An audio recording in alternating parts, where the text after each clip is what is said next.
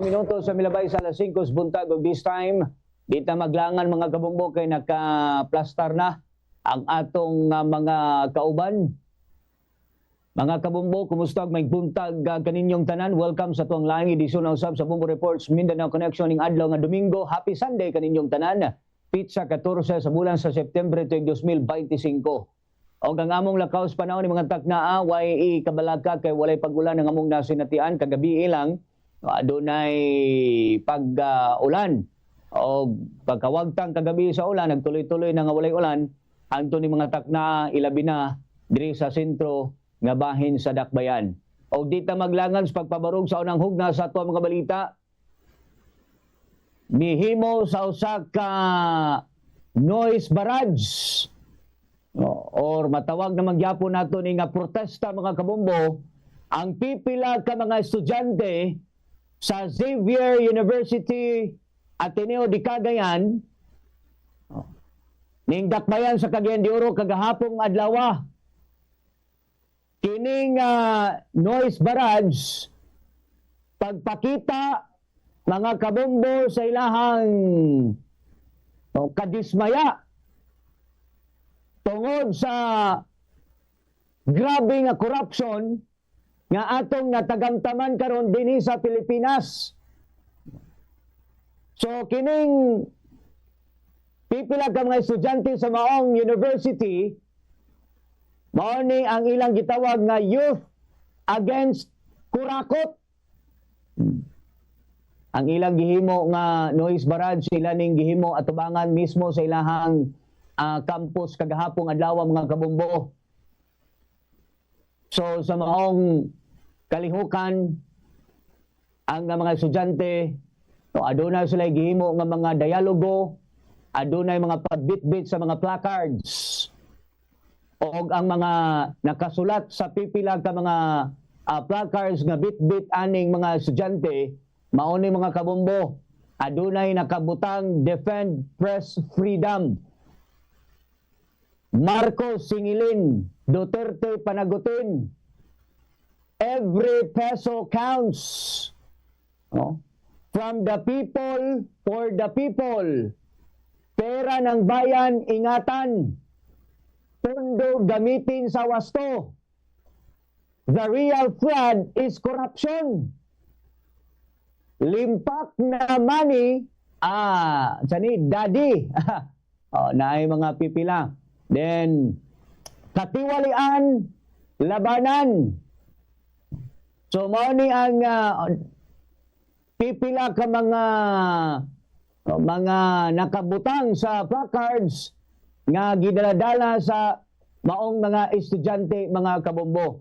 So dinhi sa amo sa Dakbayan sa Cagayan de Oro, aduna nay mga gihimo nga pagprotesta, alayo na ani laging pagsugod sa pagkabulgar nga grabe ang corruption nato sa Pilipinas, especially ang kining pagkabulgar sa mga anomalya sa flood control projects. Mao ka ng pagpabarog sa nang hugna sa ato mga balita, ipabarog kay kanang hugna dito sa Bumbo Radio Davao, pinaagi ni Bombo Limuel Duero. Kabombo, Pet Gambi, salamat sa inyong mga report niya nga inyong nahagpat sa inyong Dakbayan din sa Cagayan de Oro, mga kabombo. Okay, karon na din usam sa mga Dakbayan sa Davao, unang lakat sa panahon din medyo hapsay ang kawanangan, pero kagahapon, perting kusugan sa ulan, kagabi anay karon mga kabombo, unang lakat usab, unang pagpabarog o ikaduhang hugna balita sa mong pagpabarog din sa mong ikaduhang hugna sa mong balita. Pero ang mga orasa, diin gipangbaha ang pipila kabahin sa mga Dakbayan dinhi sa mga sentro kabahin, partikular na din sa Mintal area, Toril area o sa Bangkal area, mga kabumbo, Bumbo Radio Mindanao, perting kusuga sa pagbaha, although ang ulan kusog pod, pero dili kayo, wala kayo milungtad og dugay, pero natingala ang mga residente nganong igun-ani ang natigayon nga pagbaha o nahitabo usab nga pagbaha dinha sa mga dapit, knowing nga ang kining mental area usab mga kabumbo wala kayo ni dili kayo sagad ni nga ginabaha, pero karon natingala mga lumulupyo din ha nya gibaha og kalit ang kining pipila ka mga kadalanan din ha sa mental area. Lakip na usab din ha sa Toril area din mga kakanalan ni overflow og kining din na pod sa Bangkal area. Ang mga kanal usab ang ilang gitumbok karon kay nag-overflow na ang tubig mga kabumbok, Bombo Radyo Mindanao. Mao na karon natingala pod ang mga residente nga although kusog man ang ulan pero kadali ra. Dili wala kay nilungtan niabot og 30 minutos pon bundak sa ulan pero nganong ingon ani nakakusog ang kining nahitabo nga pagbaha dinhi sa maong mga dapit dinhi sa mga dakbayan sa Davao. Pero sa pagsuta mga kabombo, kusog day daw kayo ang ulan sa bukid, rason ana nga pag kusog ang ulan sa bukid, mutaas pod ang level sa tubig sa mga kasapaan. Mao na daw ni overflow daw ang kining pipila ka mga ni overflow daw ang tubig sa pipila ka mga kasapaan dinhi sa among syudad. Ayan nagpadulong dito sa kining mga kakanalan. Mao nang rason nga gibaha og insakto ay maong naisguta nga mga dapit din aduna din sa mental area na jud mga kabumbo Radyo Mindanao tagahawak na jud daw ang tubig kagabi na ambot lang ato pa nang padayon gihapon nga panubayan karon kung unsa nay kahimtang sa kasamtangang kahimtang sa tuma residente karon kung aduna bay mga dako nga damyos no sa maong kini nga maong tawag dinhi kini nga maong pagbaha kay daghan pod baya mga nagpuyo dito mga residente nga nagpuyo dool sa sapa or daplin jud mismo sa sapa o na nga naglisod jud in town pod ang atong mga residente pero sa atuang nga kabahin usab sa kini nga atuang amuan dinhi nga mga lokal nga kagamhanan wa po nagkulang mga barangay officials usab namo dinhi wala po nagkulang sa pagpahimangno sa mga residente diri sa mga syudad ahead of time so wala pa nahitabo ni pagbaha mga kabombo pahimangnoan na sila nga maghikling na labi na gadtong mga ana dool sa maong sapa diin na mao'y sagad usab nga dito na hitabo ang kining pag-overflow sa maong tubig mga kabombo Bombo Radyo Mindanao. O mga kana ay ikarong na sa mga pagpabarong sa mga balita na mo din sa mga sibyaanan o gatong ipasa ang linya ngadto sa Bombo Radyo Jinsan pinagi kang Bombo Louie Aguilar. Salamat Bombo Radyo Davao, Bombo Limuel Duero, Bombo Radyo Philippines Mindanao area mayong buntag kanatong tanan o nalakat sa panahon ning buntaga diri karon sa among dakbayan nindot ang among lakat sa panahon diri karon sa General Santos.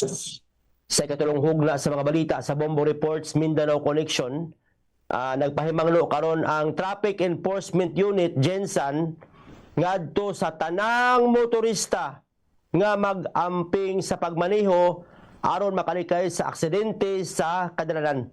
Kinihuman niya girespondihan na pod sa Traffic Enforcement Unit Gensan anay tabo nga disgrasya sa kadalanan sa may Phil-Am Road barangay Patiman ning among dakbayan nga kundiin resulta sa duha ka motorsiklo ang nagbanggaan kung asa tulo ang mga nangaangol.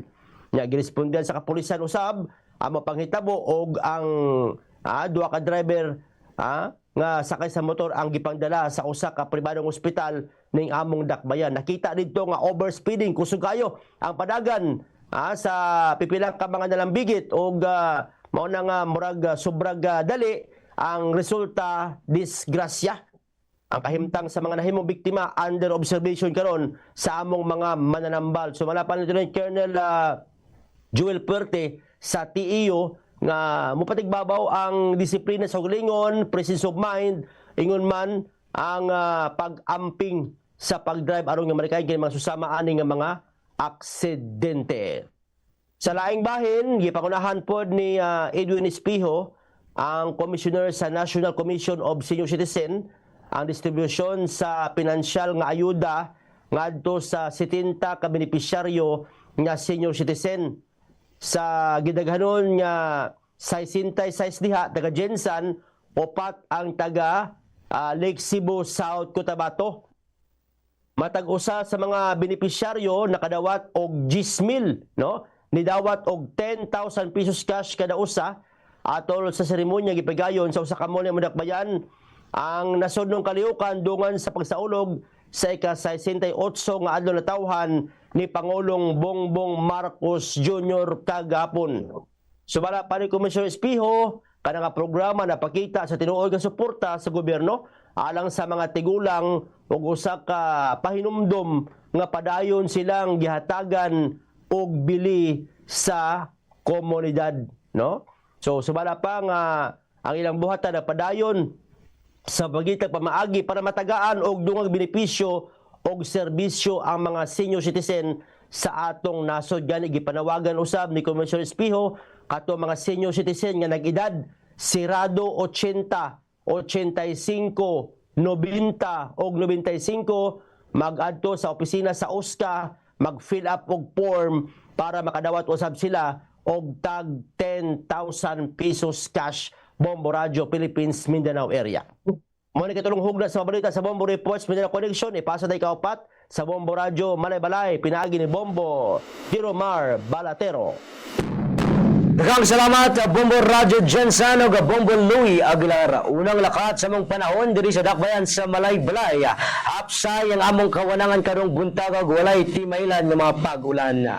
Pagpabarog na sa ika-upat ug walay ngugna sa mga balitang among nahipos diri karon sa among dakbayan kay gumikan gi-aresto ang usa ka lalaki sa Bukidnon tungod sa upat ka kaso sa pagpangawat. Base ka na sa gimong operasyon sa kapulisan sa taho sa Bukidnon ng Police Provincial Office nato na sa Police Regional Office 10 gipasabot nga nasikop ang suspect nga si Rosito Kainoy Eroyla 33 anyos residente sa Maramag, Bukidnon atol sa gipagayong operasyon sa Quezon Municipal Police Station kagahapong adlaw ning tuiga sa Purok 2 sa Libertad, Quezon, Bukidnon. Ang pag-aresto gihimo pinagi sa mando sa korte alang sa krimen nga pagpangawat upat ka iyab sa pagpangawat nga adunay piyansa nga 24,000 pesos sa matag usa kasamtangan nga anak karon sa kustodiya sa Quezon Municipal Police Station. Ang ginesong suspect alang na usab sa dokumentasyon ug gusto nga disposisyon. Samtang sa pikas bahin sa samang adlaw nasikop usab ang tulo ka lalaki sa Bukidnon tungod sa illegal nga pagpamutol og kahoy nga nakalapas sa Presidential Decree number 705 base sa Bukidnon na Police Provincial Office ngadto na usab sa Police Regional Office 10 gipahibalo nga naaresto ang suspect nga poros resident sa barangay Basak, Talakag kagapong adlaw ning tuig ala 1:40 sa hapon.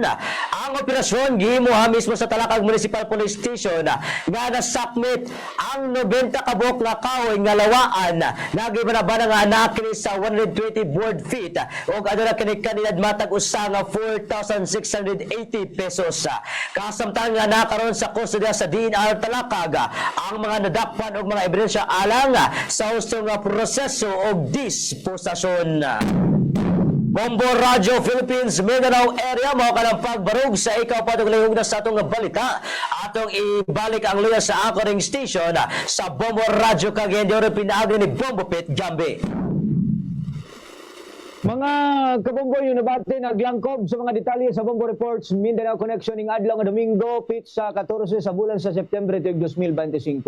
Inyong debate sa mga to mga kauban gikan sa Bombo Radio Davao pinaagi ni Bombo Limuel Duero, gikan sa Bombo Radio Jensen Bombo Louie Aguilar, o gikan sa Bombo Radio Malay-Balay Bukidnon Bombo Giromar Balatero, og nagkagikan sa Bombo Radio Cagayan de Oro Bombo Pit Gambe. Kaming tanan nagingon Basta Radio Bombo